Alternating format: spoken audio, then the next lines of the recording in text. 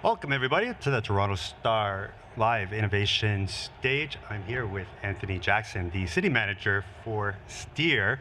Now, Steer is a very interesting company. It's an EV subscription company. So, a lot of folks, I imagine, wouldn't have heard of Steer before this. So, they are here at the show. So, feel free to pass by their booth, but give me a little rundown of what Steer is all about.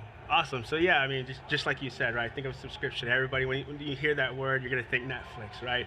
Think of you're paying one set fee, you're able to watch movies and things like that. With us, it's the same kind of concept, right? We want you to be able to pay one set fee and be able to drive any of our vehicles.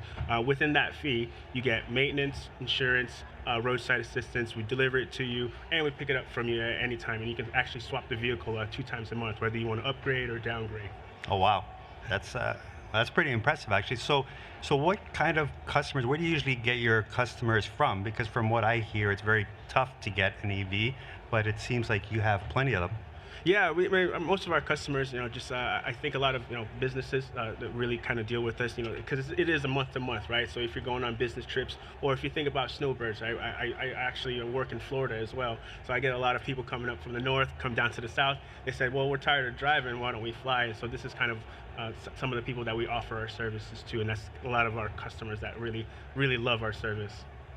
So remind me, is it only pure electric vehicles that you rent, or do you do plug-in hybrid electrics, hybrids? So all of the above, right? So we have pure electric, mostly our Tesla. In Toronto, it's mostly our Tesla fleet. But in DC, I have things like the electric Jaguar, hybrid Porsche, hybrid RAV4, the non-plug-in.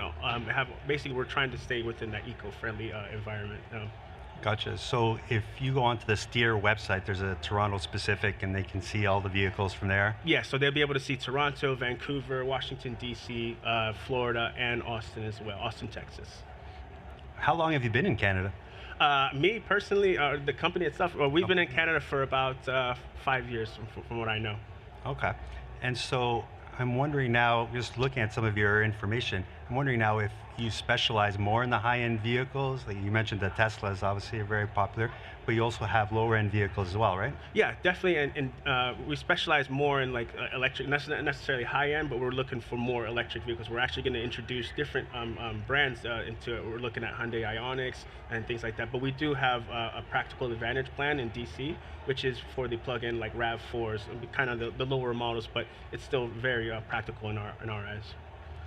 So in Canada, what would we be looking at? So I believe in your information, you have some Nissan Leafs available.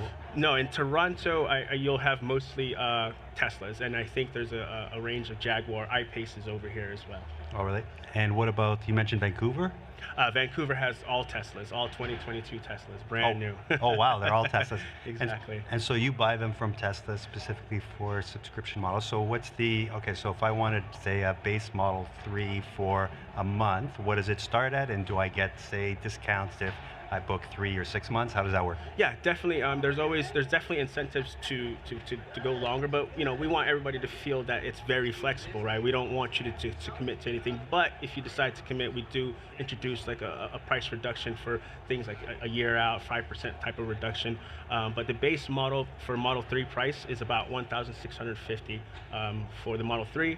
It goes to 1,800 for the Model Y, and then for the Model S, it goes up to 2,500. But that's everything included as far as insurance, maintenance, and any other costs that come along with maintaining the vehicle.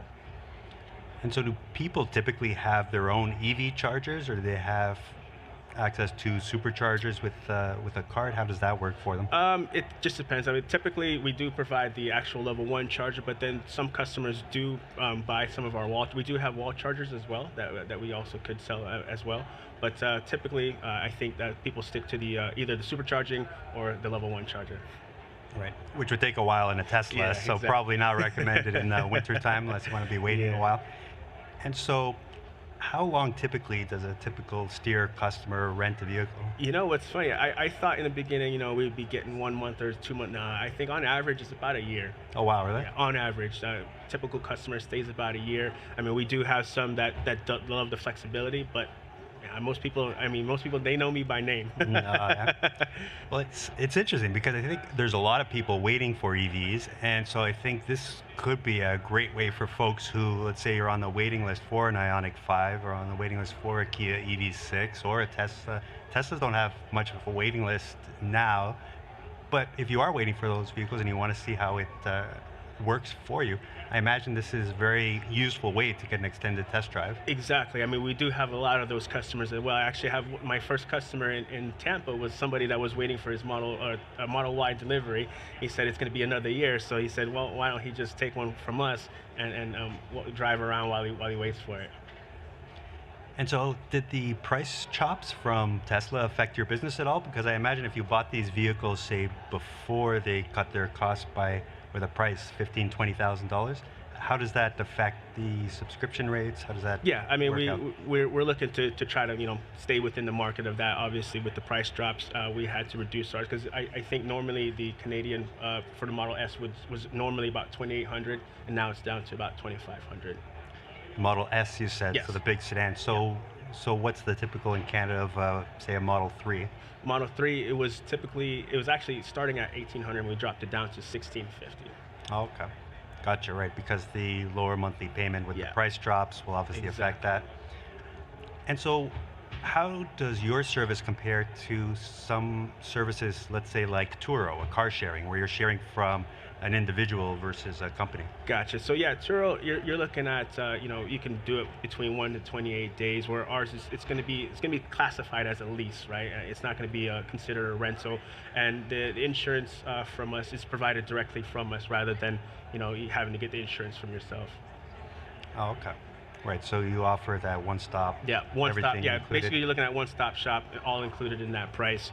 And the difference between us and Turo is like if your car, something happens to the car, you have to deal with it yourself. When something happens to one of our vehicles, we'll have somebody come out there and you'll just bring you a brand new car and then switch you out and you can go on about your way and we take care of it for the day. Hmm, that's interesting. The so the minimum amount of time then is a month? Yes, 30 days. We do need a 30-day notice for you to tell us, that you want to stop with us. That way you get your security deposit back at the end of those 30 days. Huh. That's interesting. And any other plans to expand the fleet? I'm thinking specific here in Toronto with other vehicles. Toronto, we're definitely looking at. I've already seen a plan. We're looking at potentially getting more vehicles around the summertime. Like I said, I did see maybe some Hyundai Ioniqs, some Mustang Mach-E's. We're looking at several different ranges of vehicles because we want people to not think we're just Tesla only, right? Right. Yeah. And even in Vancouver, which is Tesla only right now. Yeah, it's we're, different. we're definitely we're looking to try to increase the awareness in Vancouver because Vancouver kind of just opened up, so it's a brand new city, one of our brand new cities. So we're looking to bring some more business over there. Okay. And any expansion plans for outside those two cities? We're looking at the last plan that we talked about that I heard about was potentially California. I think that's a big market that we could get into somewhere in California. We're not sure what city it would be. That's kind of something that we're kind of researching right now. Well, there's a lot of EV owners and EV fans in the province of Quebec. So for all my Montreal colleagues, friends and Yes. colleagues, there would certainly be some interest, I imagine. Yeah, definitely. That's already. I mean, I've talked about Montreal. I actually have a personal friend that's lives in Montreal. Is asking me about this service when I'm going to bring it over there. I said I'll do my best to get it on over there. That's great. Is there anything else that Canadians should know about Steer if they're thinking about renting, thinking about buying? Like, do you ask them what exactly they're going to use their vehicle for, and do you recommend different EVs for different purposes? Yeah, I mean, to be honest, I mean, I think the only thing, and most of our customers, they ask us, when are we going to get some different other EVs within Canada, but we don't know yet. It's just something that's coming soon. The biggest thing is, we don't. The only thing we don't allow is like Uber services. We can't allow that because it's just too much. We don't have the insurance to provide that for the individual. Okay, and do you have to give folks a little rundown of how to use Teslas or some of the other EVs that may not, Yeah, so people may at the not be beginning, familiar with? yeah, definitely at the beginning, some of the customers I had to kind of show them how to use the EV, but most of our customers already knew what Teslas, how they work and things like that. So it wasn't really much of a having to teach anybody anything. Perfect. Well, Anthony, thank you so much for your time. I Really, appreciate it. yeah, no, we appreciate the intro to Steer. Thanks again. Thank you so much. Thanks for having me.